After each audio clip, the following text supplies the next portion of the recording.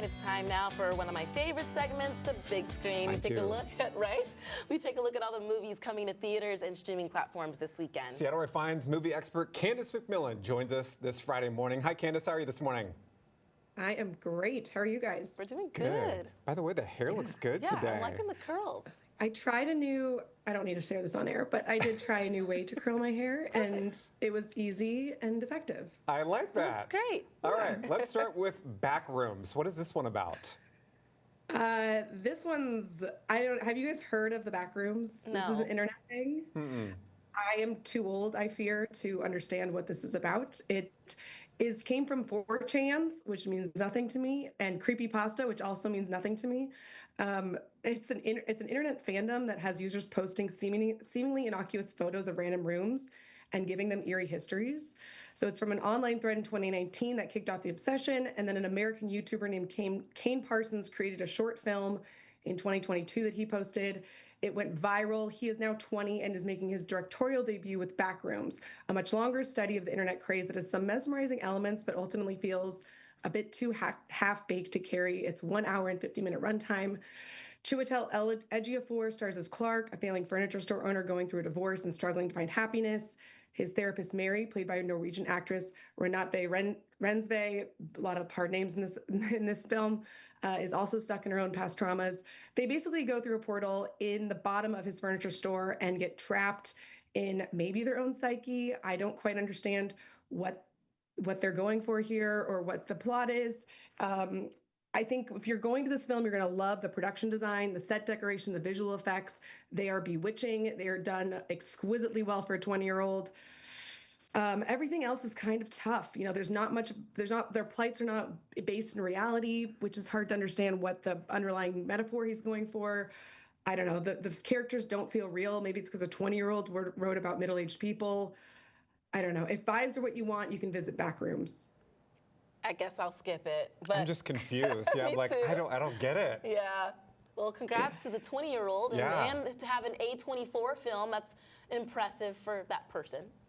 Very impressive. Can't even drink and Okay. All hate right. a movie. Next movie on the list, is it Tunner or Tuner? Tuner. Tuner, okay. Yes. This is by writer-director Daniel Roher, who won an Oscar in 2023 for his documentary film Navalny.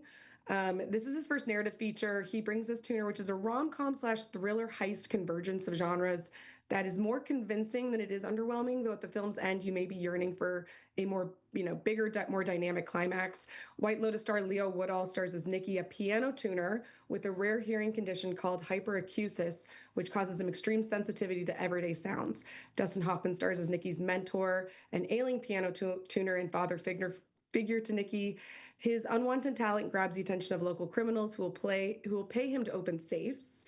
So he starts making money. He falls in love with Ruthie, played by Havana Rose Liu, a composition student who is unaware of his seedy affiliations.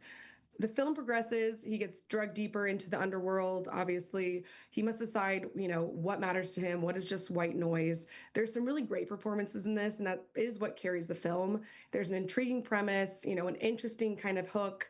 But it doesn't really get fully where it needs to go to have grabbed my attention. I thought this was a very enjoyable film. I wasn't totally swept up in it, but it will appeal to those thirsty for a soft thriller. Literally, as you were talking, Candace, Tyra and I both said in unison as he popped up. We were like, oh, we know that guy. He's the guy from White Lotus. Yeah. Leo Woodall, he's Yeah. great. Yeah. Yes, and Bridget Jones. I had forgotten that one. Yeah. So I good. think I'd see it like when it comes out on streaming, maybe. Sounds like a good cast, Yeah, for sure. for sure. And then lastly, what's The Breadwinner about? If you are a Nate Bargatze fan, he is basically taking his stand-up and turning it into a feature film, Oh, I which love he that wrote guy. and He's stars funny. in. Yes, and he's wholesome. This is a family-friendly PG film. You can take your kids. He doesn't swear. There aren't lewd topics discussed. It's very wholesome.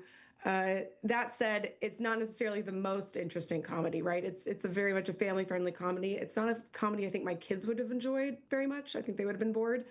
But it's enjoyable. It's cute. He stars as Nate, a car salesman from Nashville. His wife, played by Mandy Moore, is the stay-at-home mom for their 3 daughters.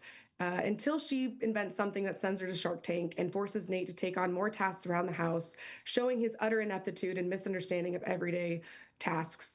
If you like Bergazzi, you will inevitably enjoy this film. A lot of it comes from his stand-up over the years and what he's talked about, in specials.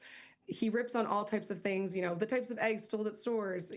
He buys his daughter a horse, which offers some physical comedy to the film. Colin Jost, Will Forte, Kumail Nanjiani have supporting roles, as well as the Shark Tank judges who also make cameos. The child actors in this are great.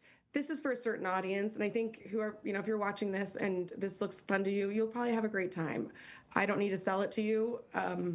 Otherwise, you should skip it. If you don't like Nate Bargatze, you should skip it. I don't know him, but I love family movies. He's got a couple specials on Netflix, Okay. comedy specials. He's been to Seattle a couple times. He's a funny guy. So All I would right. totally Yeah, watch that. Put it on the list. Yeah. Okay. Well, That's thank you, good. Candace. Wasn't bad. Not a bad roundup. No. Yeah. Have a great Go see weekend. Backrooms, right? Exactly. Yeah, right. Have a great weekend. Thank you, Candace. Bye, guys.